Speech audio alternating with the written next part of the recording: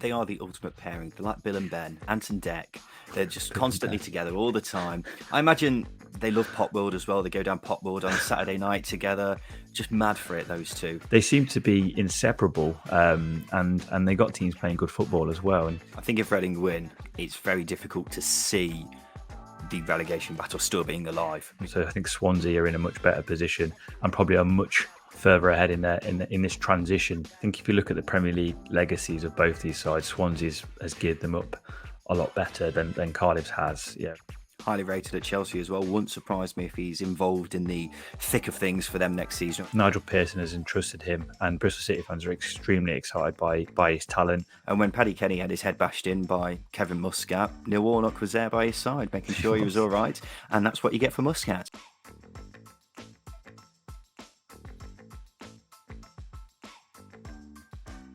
Hello and welcome back to another episode of The Stopwatch. It's the Championship show with a little twist. It's 5 topics, a 2-minute timer, and of course, 2 hosts, Ryan and Justin from the Second-Tier podcast.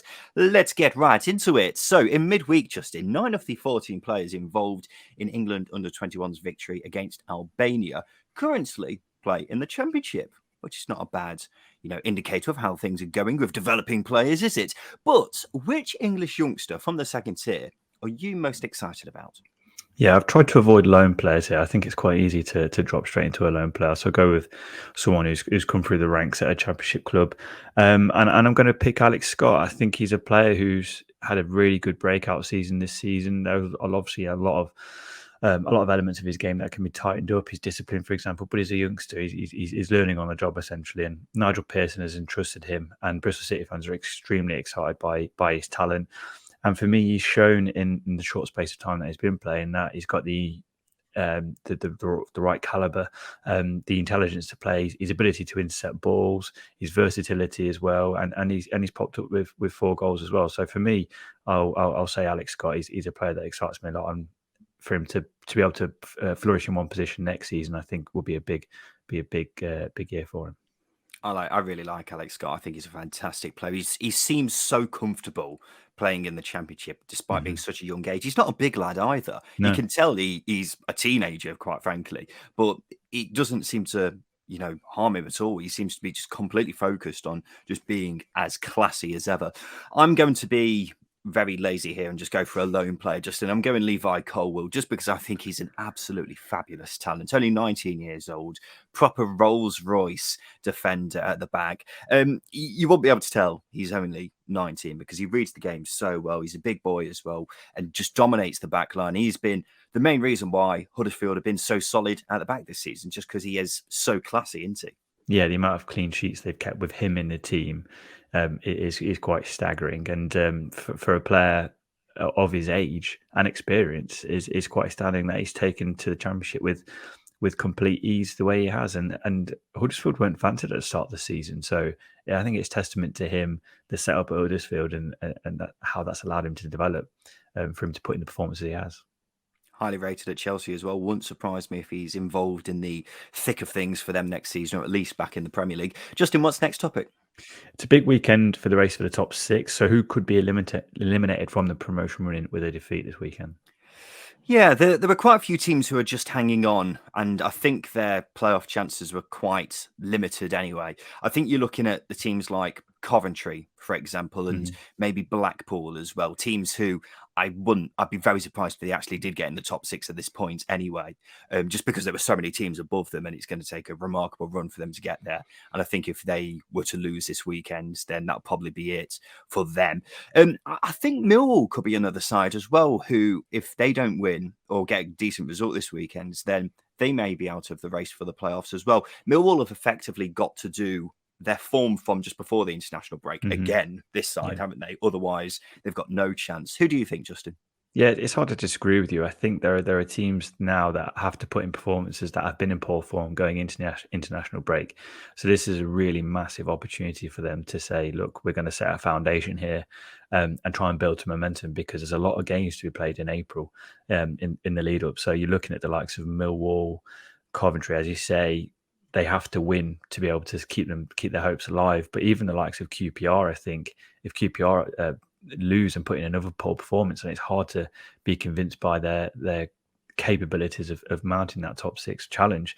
Forest have got that 2-game buffer, so it's hard to see them at this point, at this weekend, especially dropping out of the race for the top 6. But certainly, definitely going down to Coventry. They're must-win games for the likes of Millwall, Coventry, and QPR for me. Yeah, the teams from Millwall downwards who still think they have a slight chance of getting the playoffs would have to win pretty much 7 out of 8 games for the remainder of the season, won't they, at this point? Justin, we've got a huge game at the bottom of the table as Barnsley host Reading. How do you see this one panning out? And do you think a Royals win would pretty much settle the bottom 3? Yeah, I'll answer the second question first. I think Reading winning certainly keeps their hopes pretty much in good nick. It's hard to see the other teams below them catching up if Reading pick up 3 points. And for my money, I think that they've got still a very strong squad, even though they picked up a couple of injuries this week. So again, it's hard to see them dropping out. But at the same time, I think if Barnsley win, that certainly keeps the dream alive for the likes of Derby and Peterborough and Barnsley, of course.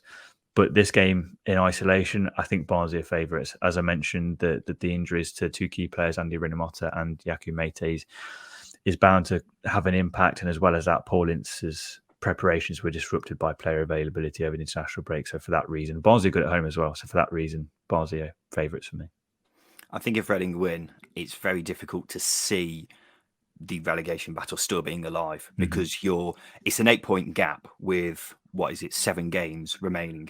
That's big because the teams down there have struggled so much to regularly, consistently gain points across the course of the season. So I would think it probably would be all but done. You're talking about Reading basically not picking up any more points for the rest of the season if they do indeed win. How do I see it going? I think Barnsley. I just because Reading aren't great away from home, Barnsley have got home advantage, and they are such a better side, so much a better side than they were 2 or 3 months ago. And I'm slightly just siding with them. I don't think there's much in it, but I'm just slightly siding with them. Justin, what's the next topic?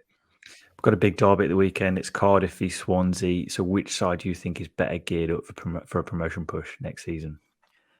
I will say I think a promotion push for either of these two is still a bit of a long shot. I think they're both some way down the line in terms of their progression towards being the finished article. But I think Swansea, just because for a start, Cardiff's good form that they've had recently is mainly down to the loan players that they've had in, the likes of Hugill, Drame, Doyle, have all been so key to their turnaround in form.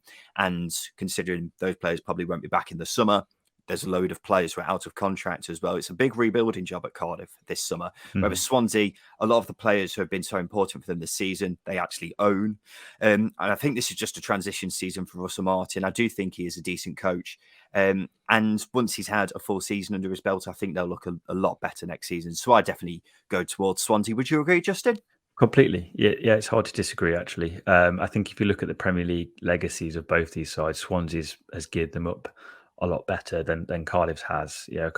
They've been laboured with an older, ageing squad on high wages with some bad spending in there as well, whereas Swansea have been able to sell some youth products along with talented players that they brought into the club as well. So I think Swansea are in a much better position and probably are much further ahead in this transition. But as you say, I think Swansea do need a lot more doing to them in terms of adding to their squad. They need a lot more quality adding to their squad, and Cardiff pretty much need a new squad. So I think that's where I'm at with Swansea and Cardiff and comparing them. So for me, if Swansea are going to push for a top 6 place, at the very least, they need to add 5 or 6 players. Completely agree. And finally, Justin, second tier retro time with Valerie and Ishmael rumoured to be looking to reunite with Daryl DK for a 3rd time in 2 seasons. Who is your favourite bromance from Championship history?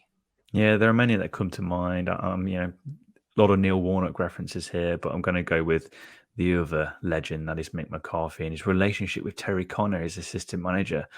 They seem to be inseparable, and they got teams playing good football as well. And when you consider how often they have been together, and also Terry Connor took the caretaker's job after Mick McCarthy left Wolves, which is really interesting to point out, because at certain points, if that's happened to me, I'm saying, no, I don't want to be with you again. But he put it aside. He carried on. Terry Connor, very loyal to Mick McCarthy. Mick McCarthy, very loyal to Terry Connor. I think there's a lot to be taken from that. That is a definition of bromance for me. They are the ultimate pairing. They're like Bill and Ben, Ant and Dec. They're just constantly together all the time. I imagine they love Pop World as well. They go down Pop World on a Saturday night together. Just mad for it, those two. Yeah, they're the perfect pairing. I would go for one which is a bit of it's kind of a father-son kind of relationship as opposed to a bromance, I suppose. It's, of course, Neil Warnock and Paddy Kenny. The two just love each other, don't they? How many times have they been together? Is it 3 different clubs they've had together, or is it even 4? 4. Bury as well. Sheffield United, Leeds, QPR. Is there another one in there? There's Bury, yeah.